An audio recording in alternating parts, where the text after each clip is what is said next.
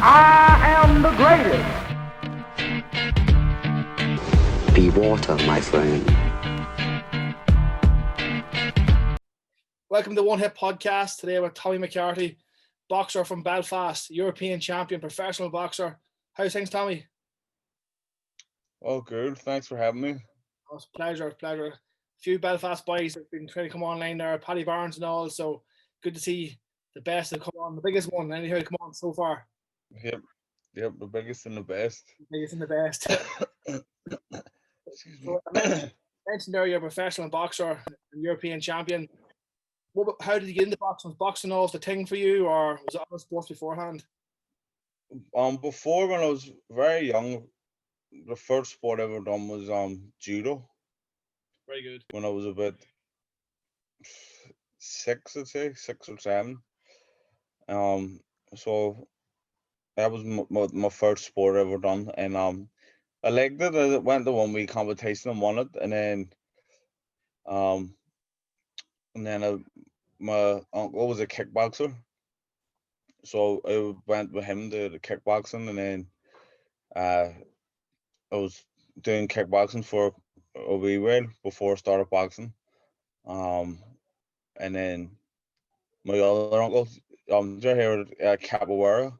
Capoeira, yeah, Brazilian. My other uncle was doing capoeira, so I used to go with him to the when I was very young as well, to the capoeira sessions, and this is all like I'm talking like before the age of 11, like, and then I kickboxed up until about first year, and then I went to the boxing club and just loved it. Deadly. So boxing sort of opened your eyes more then. It was just boxing, that was it. I was always a boxing fan, like, but nobody in my family boxed or anything, and so I'd never had any like way into, like, I never had someone to bring me to a boxing club, or I didn't even know anyone, like none of my friends boxed or anything.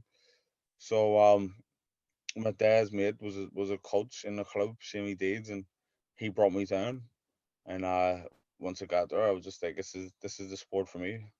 Well, you know, because I read about you before that you weren't really caring about the amateur game as much. It was always in your head, I want to be a pro fighter.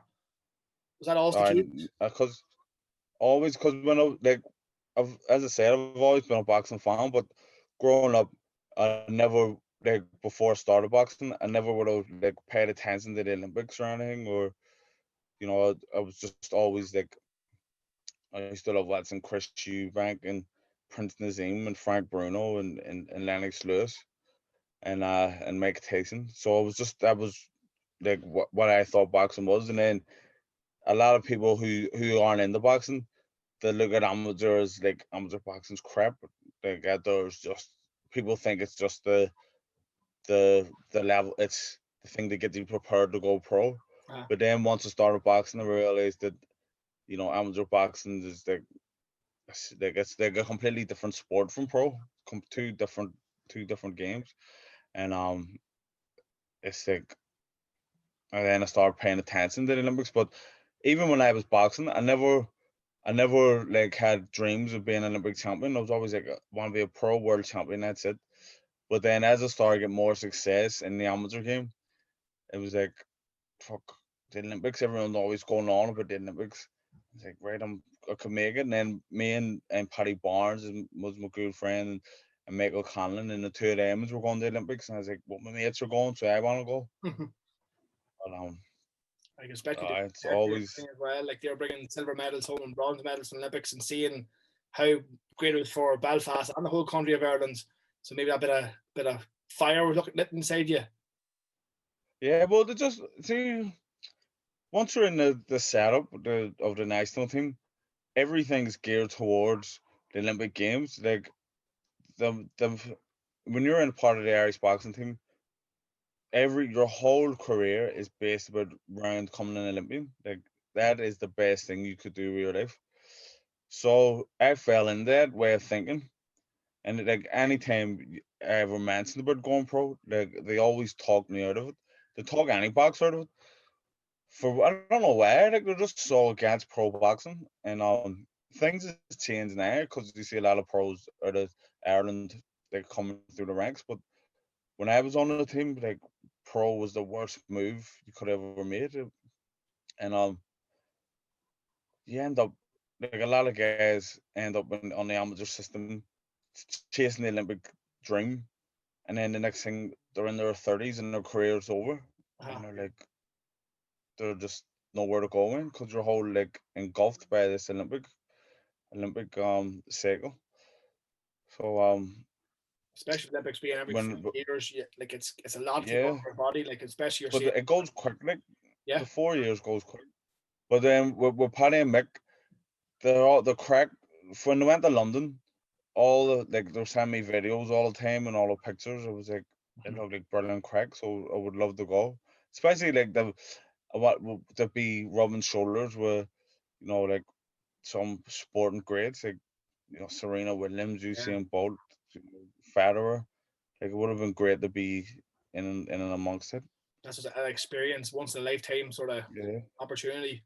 And then like you mentioned about the amateur game, like Katie Taylor always said years ago that she was going to go to amateur Olympics, and then all of a sudden she turned pro because she just pretty much seen that she'd done every amateur level, and there's money involved to help her better life for herself. You're saying in your 30s there, nothing there shown for it. So you have to try and make that transition over to the professional game. Yeah. And on with the Yeah, professional and it game, is. you see there, like if we 2 fights in the last 12 months because of COVID and everything. How did you stay motivated to keep your head straight? Because that's not easy for any fighter. Nah, well, I was after my fight at the end of last year when I won the WBC international title, I knew I was in a good position now, like for a big fight. And then so I started back full time training on New Year's Eve, when that was me. So and I was working towards a date. So this was obviously before COVID hit, and then I had agreed to fight for a world title in April. Oh, And but then the COVID, everything came into place in March. So I was like, right, I had a good fitness because I was getting like I was preparing for that fight. And then when Eddie Hearn announced he was doing these garden shows, I says, right, yeah, I saw him on Instagram live, and he says, if anybody's not ready, you're going to the back of the queue. So I was like, right, fuck, I'm in with a good shirt here, getting on this show. So I kept training in preparation though, getting a call up for the show, and then I wasn't on any of them shows, and then so, but like the year just kind of went so fast from New Year's Eve last year up until now. It's just flew in for me. So like I just kept having like training blocks, preparing for dates in my mind, and then for at the end of summer, I said to myself, look, I want to fight in October. So I started training and got everything organized as if like I was training, and I got a call up to fight for the European title on Halloween night. So that's why like it was just putting like potential dates in my mind was what got me through the training camps. yeah, yeah. And sort of keep your mind focused and going forward. Mm. And then like Like winning. it's just because it's hard to train, as you would know, to train without an end goal. Oh, yeah. Like I'm not a. There's some people who are keep fitters who just do it because they want to, but I'm not a keep fitter. You know what I mean? I'm a professional boxer, so I'm training with a target and set. So I had to give myself these targets, or else I couldn't do it. Like. Because you wouldn't get up every morning. You have to know that my fight's in 4 weeks' time or 5 weeks' time, 2 weeks to keep yourself Yeah. motivated. And like Yep. motivated, Yep. like it's you won the European title, no crowd, no fans, no Belfast boys there. Like it's a high winning that title, but I'm sure you would have liked a few of your friends and family flying over to watch it, witness it. Yeah, it would have been brilliant. Especially you dream of getting on these big stages in these big arenas, and I've fought in the big arenas a few times, but early up in the card when they're empty. So you always like dream and envision being fighting like at the top of the bill when the place is packed. So the fight in Wembley Arena was all like I would have had good support because all my friends and family would have traveled from here. And then I have loads of family in London, and they would have came too. So what like the atmosphere would have been electric, but it just it's out of your hands. So you just had to get on with. And how did it feel then? Like no crowd there. Was it different boxing, or just did it feel like a training session with an end goal, or what way did it feel?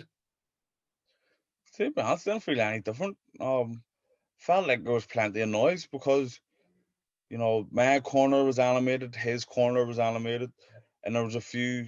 There's quite a lot of people around the ring because there's matchroom team, Sky Sports team, cameramen, and stewards and all that. And then there was a few like Eddie Hearn and Tony Bellew and a few other like special guests who were able to get in. So there was a wee bit of a crowd, but the noise people were making was just like the noise you would hear in a fight anyway. Because if there's a big crowd, you don't hear people who's like sitting way up in the back. You just hear what's going on at ringside. Yeah, true. So the ringside noise was still there. And that's cool because you watch a lot of fights like and even the UFC and even football matches and no crowd. You're always wondering like what are they feeling? So you actually are hearing the normal You're just with the ringside. storm, but anyway. Yeah. So and also The weirdest thing was just the ring walk because when you're walking out and you're used to walking out and seeing people all going mad and all, and you walk out and there's nobody around. yeah. It was weird. And like you're a big family man. Does that drive you every day to get up and train and chase that gold? Yeah, well, like I need to provide for my family and then I need to win. Like I can't lose because we've lost before and it's a whole rebuilding process and it takes a while. But at this stage in my life, like we need the security, so that is a big motivation. And like it's pro boxing, that's it. That's your life every day, training, fighting. Yeah, so I'm a full-time pro, and you need to be. You need to be, especially when you get the championship level, um, because you need to give yourself every chance to be a champion and secure your future and secure your family's future. And if you're half in, half out, you can only give half yourself in the ring. Yeah, true, true. And then like we mentioned there at the start, like you're from Belfast and there's a lot of Belfast great boxers over the years, over the last 30, 40 years. And the Irish team, like Ireland's known for boxing heroes and greats. Is there any of them like sort of whenever you started the boxing at the teenage level that you looked up to Irish wise? I know you mentioned Mike Tyson, Nat Lewis and all, but was there anyone that I was would be popular? when I was coming up, um, the one who was our like idol because he was the one man Olympic team. It was Andy Lee. Really, yeah, So Andy Lee was like he was the epitome of like what he should be. yeah, So and then when he turned pro, like I was a fan of him right the whole way through. He's a great guy. And Darren Sutherland was someone who like I really really looked up to, and it was great then when I met him for the first time. He was so sound to me, and he kind of like took me under his wing and was like a big brother kind of role. And then uh, Paddy Barnes, he when he qualified for um Beijing in 2000 he yes, qualified in 2007. So I would have been 16 when he just qualified, and like I didn't know him at the time. I knew who he was like, but I didn't really know him too well. mm-hmm. And when he done it, and the whole story behind it, because they weren't going to send him to a qualifier and all, said he wasn't good enough, and he was the only man to qualify at that tournament. And I was just like, what an absolute legend, like a real working class hero. Yeah. And then when I met Paddy in, um, he became like a mentor for me, and we became really really close. Yeah, so Paul McCluskey, I really like Paul McCluskey, and I see most Irish boxers. I follow them, like I'd support all of them. Yeah. But they were the guys I was looking up to coming up. Brian McGee too used to go to watch his fights. Yeah. William McCulloch. Right, a pocket rocket. Yeah. We're like lucky. There's so many Trying to think. Irish greats. Like we're lucky. It's such a small country with great golfers, great boxers. Like it's great to see Yeah, it's unreal. individual sport. Like because like you need that figure to show here's the door, go on in. So it's great to see that. Yeah, and so like Card Frampton has been a massive one for me and for like my generation of boxers and the ones like coming after me because Card was on the team with me and Card's and are one of my mates. And to know someone like when you're boxing, like I always had this dream and I still do have this ambition of being a world champion. But people they go, like ways up, like you're not no like it's unattainable. Hmm. But then somebody who you know who's a friend who you trained with to go on and be world champion, it's like it is doable. Like he's from working class background too. And it's like if he can do it, why can't I do it? And then Burnett came along, and then he was unified world champion. That's another fella who is one of my mates and who I trained with too. So them two would be big, inspirations and show me that it can happen. So pretty much you're saying that the writing's on the wall. It's just whenever it's going to happen, it's going to happen. Yeah, exactly. No, but no, you fought in Ireland, England, and Italy. Is there anywhere else in the world that you want to fight in, like sort of stands out to you that I want to be there? Yeah, I want America, big time. I want I want the MSG, Madison Square Garden, Mm, because it's so historic, and New York is brilliant. Um, and I love the fight in Vegas of course, yeah. because that there is the so like any great boxers out there you want to say you fought in Madison Square Garden in Vegas. Yeah, that's the pinnacle of the world. Like you want to fight there. Yeah, There's like so many great boxers won titles there, and like you want to you vision that's walking in the strip of Vegas and going to the yeah, MGM Grand. That'll be awesome. And yeah. you were And mentioning, that's another one as well. Like Cards done both of them too. So like it's and Mick headlining Mick Conlon headlining Madison Square Garden every year. So Scottish weekend every year, yeah. So there's yeah, like possibility. so my mates are doing it. So like I'll be able to do Bring you along. and it. like we were mentioned there with the European title, and hopefully next is the world. Is there a date or a fight next in line for you, or what's next for you? There's nothing um like confirmed yet in stone, but my team's working, pushing hard to get the world title fight next. If not, it'll be a defense of my European title. But I would rather to just go straight in for the world title. But we'll see what happens. I should be after this Joshua short the weekend. We should be more in the know of what's going on. But fingers crossed for the world title. Yeah, because I think you're 30 years of age now, aren't you?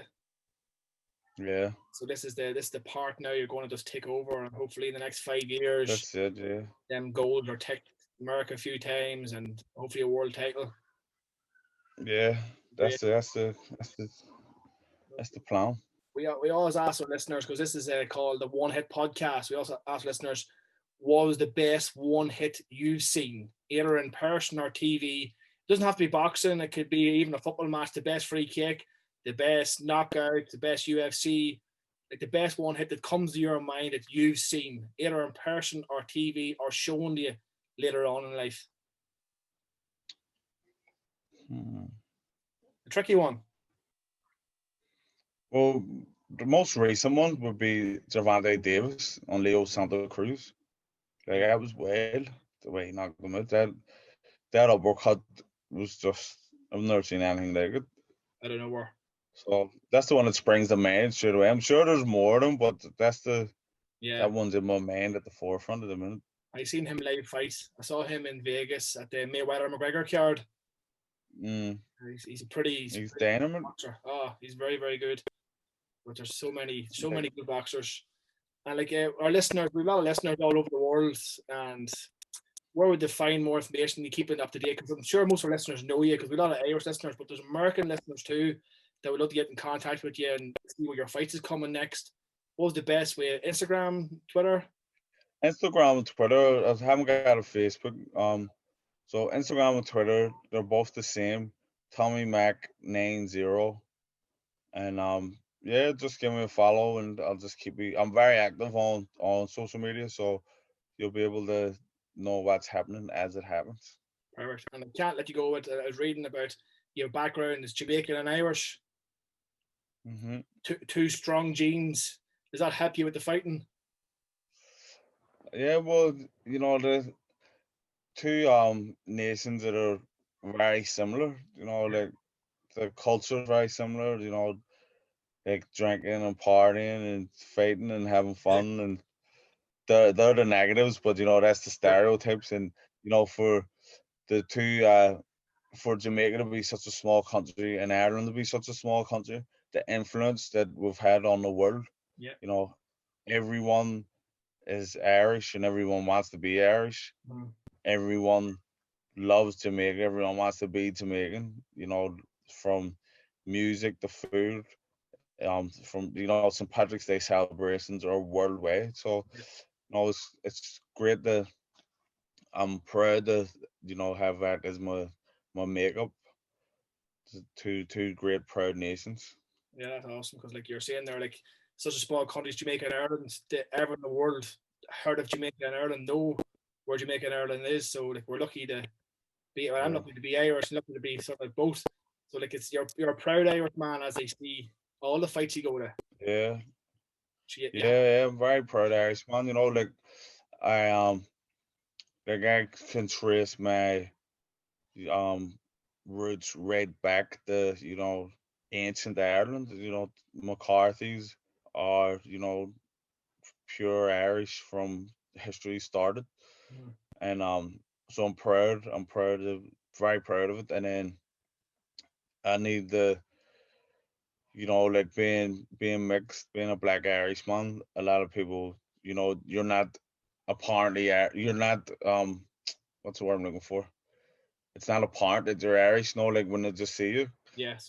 So I feel like I need to let people know that yes, I am Irish and I'm proud of it. I'm not trying to shy away from it. And then also as well, being a proud Irishman, I need to show that I'm proud of my Jamaican roots too, because I'm not trying to like accentuate one and leave the other one out. Like it's extremely proud of both. Like I'm proud to be a black Irishman, and I'm not heading away from that. That's deadly, because like where we're from up the north here, like we have to fight every day to be Irish, to show that we are Irish. Yeah, so that's why we're extra so proud. Yeah, especially down your way, across McGlen. So we have to every day make sure that, because a lot of people, as you know, that don't want us to be Irish, so we have to fight. So you have to fight double, which is great to see. Like it's like you're not Irish, or you're Northern Irish, or you're like, oh, you can't be Irish, you can't be black and Irish, Like sometimes I get like I've had the trolls and all, hardly Irish, you're a black man and all this crap. But listen, I know what I am, and that's all that matters, and I'm proud of it. Oh, that's awesome. Yeah, be proud of it. No, looking forward to seeing you back in the ring, and hopefully in the near future when fans can come, I'll definitely be at your next fight and cheer you on. Good man. Looking forward to it. And I'll keep promoting you on the Facebook and Instagram and all, and get our listeners involved with you as much as I can, Tommy. Yeah, thanks very much. Appreciate it. Thanks for your time, boy. Thank you. All right, no bother. Cheers, Tommy. See you later. Bye. Bye. I am the greatest. Be water, my friend.